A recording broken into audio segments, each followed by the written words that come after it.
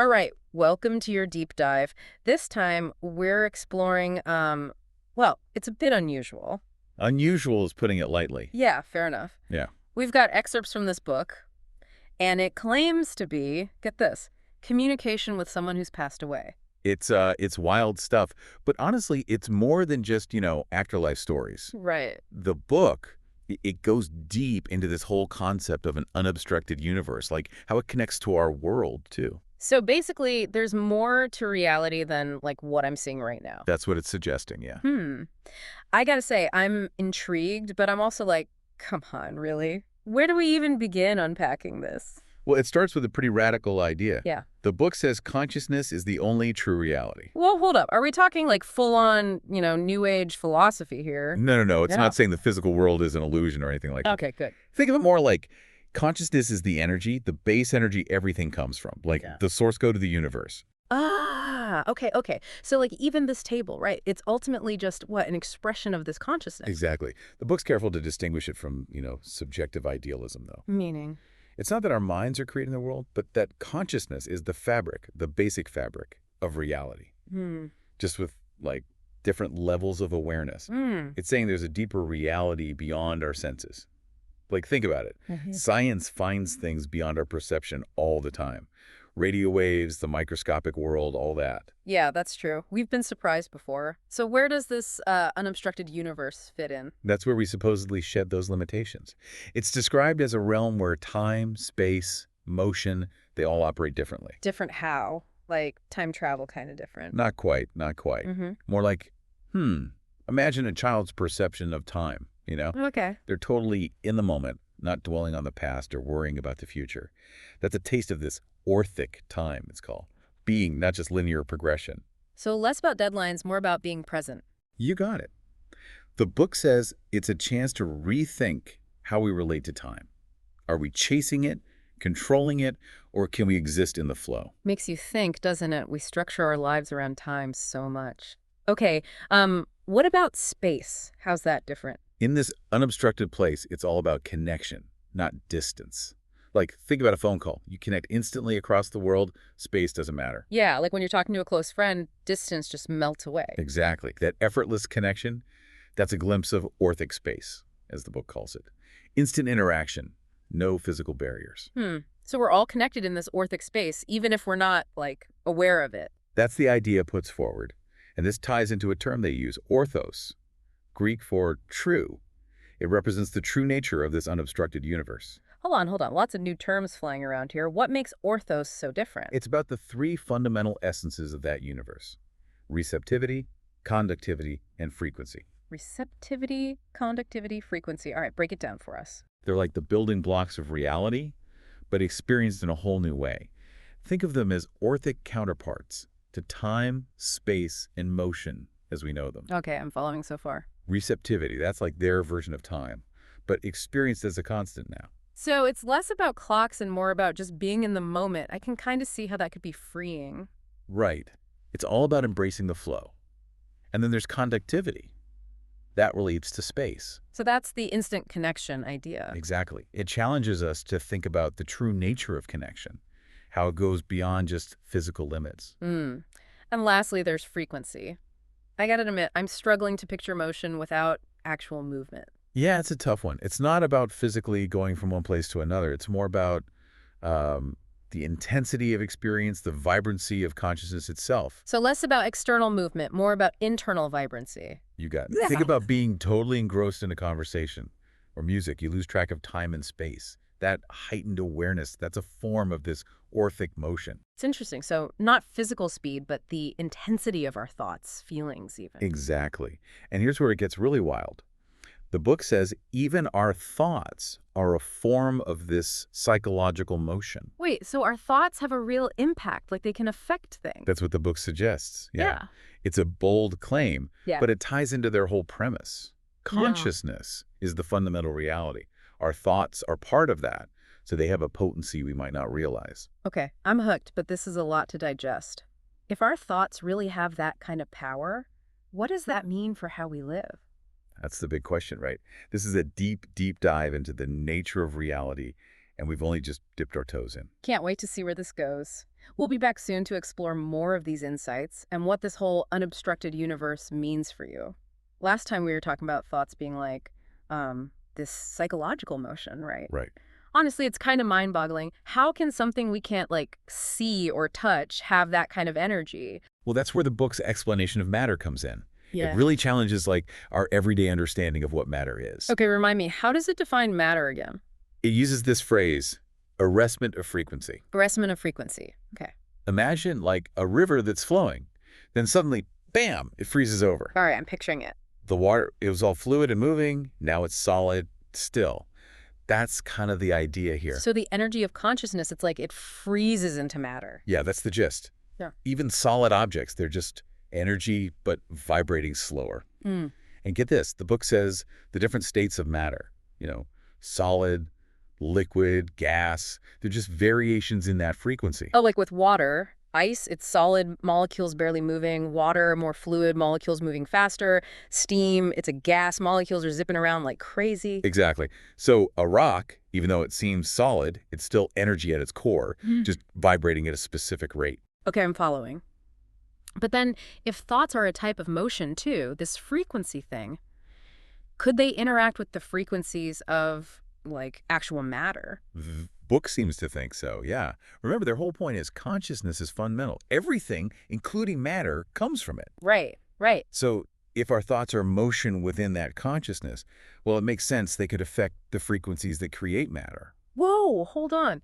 Are we saying our thoughts can actually change the physical world around us? That's what they're suggesting, yeah. They keep saying thoughts are things, meaning they have an impact on both, remember, the obstructed and the unobstructed universe. It's a lot to wrap your head around. Think of it like this. We know sound waves. They're a frequency too, right? They can shatter glass. So maybe thoughts, as the psychological motion, they can have a similar effect, just subtler, on matter's frequencies. That is wild. It makes you think about the responsibility we have, If our thoughts aren't just fleeting things, but actual forces in consciousness. Every little thought matters. The book dives into that, yeah. They say thoughts are indestructible, Indestructible. meaning can't be destroyed, only transformed. Ugh. So every thought we've ever had is still out there in this vast consciousness field. Wow. Okay. And we're all connected through that, right? So our thoughts ripple out, affecting not just us, but potentially others too. Man, that puts a lot of weight on thinking positive, doesn't it? The book argues for that, Yeah. definitely. It says by focusing on good thoughts, intentions, we're not only helping ourselves, but adding to a more, how do they put it, harmonious and evolved collective consciousness. Like, we're all tuning into this massive radio station, and our thoughts are affecting the music everyone hears. That's the idea, yeah. It's not just about personal enlightenment. It's about making the world better for everyone. And this ties into how the book talks about communication between those universes, the obstructed and unobstructed ones. Right. It's not always easy, though. They talk about density being a barrier. What exactly is that density thing? They describe it as like a psychological fog, makes it hard for those in the unobstructed universe to get through to us, and vice versa. It's not physical, more like a difference in, frequency or how aware we are. Like trying to talk to someone who speaks a totally different language, can't understand each other. Ah, so we got to tune into the right frequency to get those messages. That's the gist. And they say this density isn't fixed. It changes depending on our thoughts, emotions, even the overall frequency of humanity as a whole. So when I'm feeling calm, connected, that's like lowering my personal density. Precisely. Makes you more receptive to things beyond the obstructed world. They don't give an exact how-to, but they imply that things like meditation, mindfulness, being in nature, those can help. Makes sense. Those things definitely make me feel more connected to something bigger. But if we can improve that communication by raising our consciousness, what then? What kind of guidance are we supposed to get? What's the point? That's the big question, right? And it gets to a core idea in the book.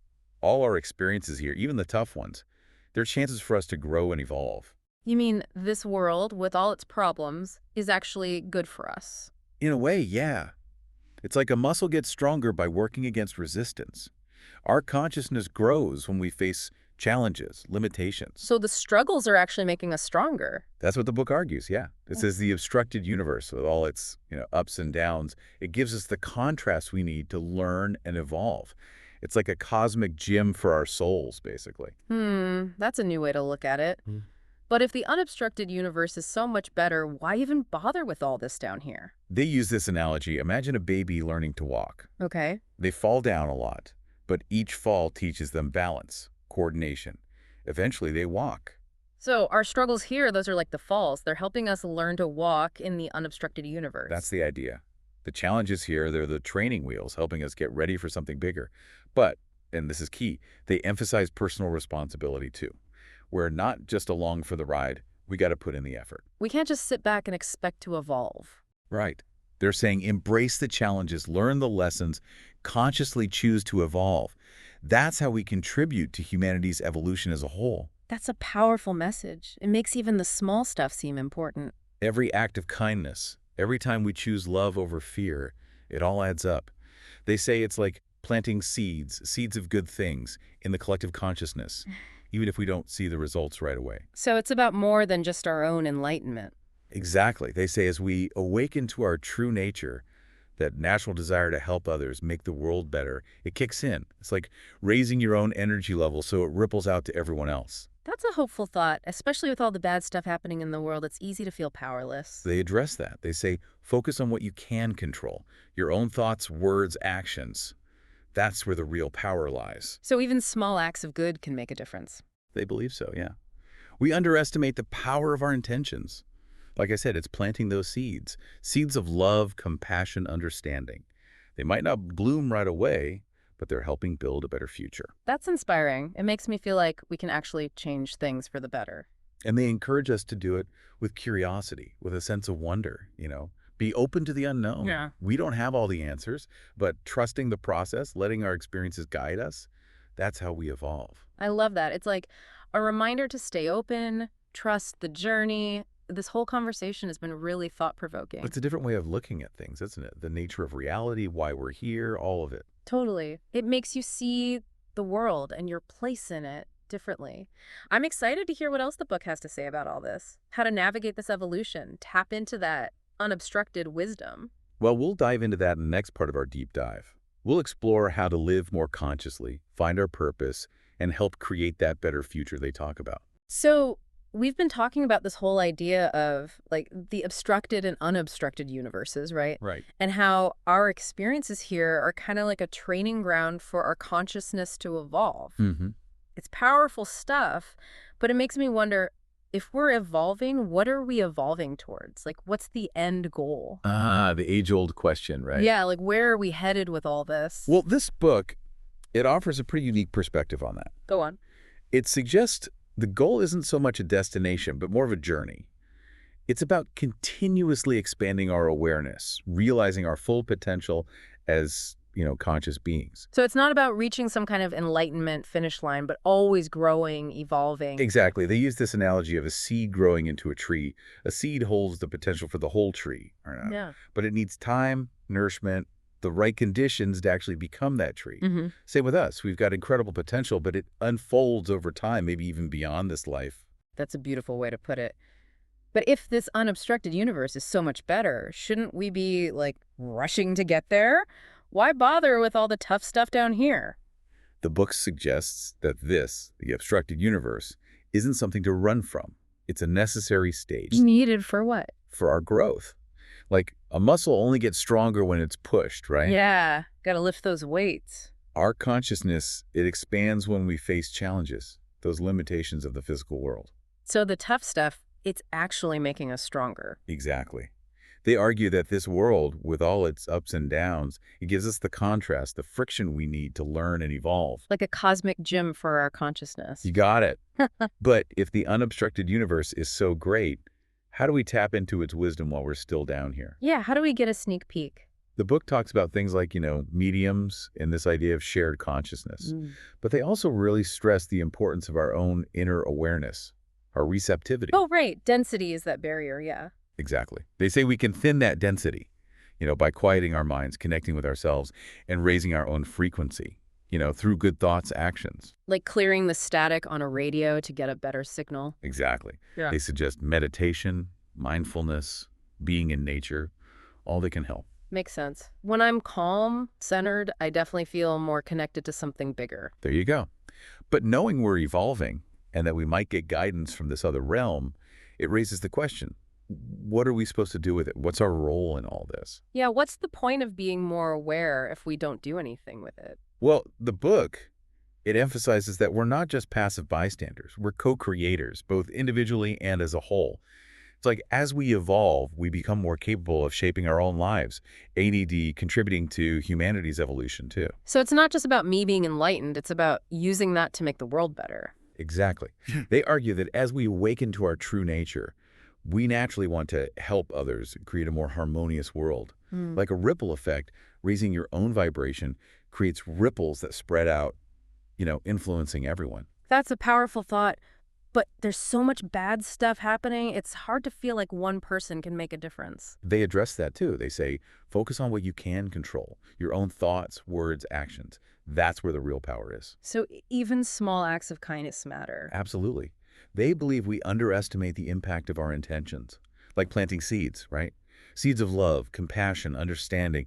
They might not bloom right away, but they're still helping create a brighter future. That's inspiring. It gives me hope that we can actually change things for the better. And they encourage us to do it all with, like, a sense of curiosity, wonder, be open to the unknown. We don't have all the answers, but trusting the process, letting our experiences guide us, that's how we evolve. I love that. Stay open, trust the journey. This whole conversation has been eye-opening. It challenges how we see things, doesn't it? For sure. The nature of reality, why we're here, all of it, it makes you think about the world and your place in it differently. Thanks for taking us on this deep dive. It's been incredible. And to our listener, we hope this has sparked your curiosity, inspired you to explore all those amazing possibilities within you and within this universe we all share.